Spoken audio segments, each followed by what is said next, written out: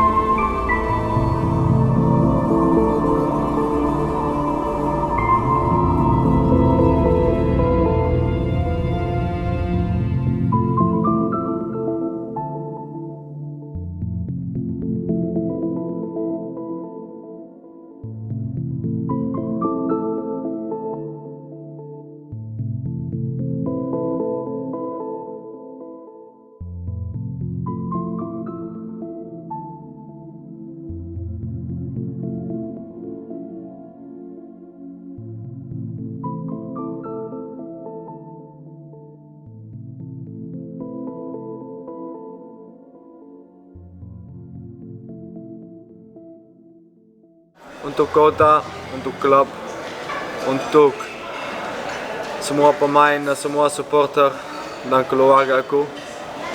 Terima kasih banyak untuk loyalitas, dukungannya, untuk support, untuk semua dari hari pertama saya datang ke Indonesia dan Makassar. Makassar selalu di dadaku, Makassar selalu di hati saya. Ya, yang ini tidak mudah untuk saya, tapi ini juga sepak bola. Yang ini tidak ada goodbye untuk saya, tapi farewell saja. Kita ketemu lagi, karena Makassar selalu di hati saya. Kamu selalu di hati saya, karena kamu tidak ada, saya juga tidak ada. Ewa Klok. Terima kasih, terima kasih, terima kasih. Ewa Klok.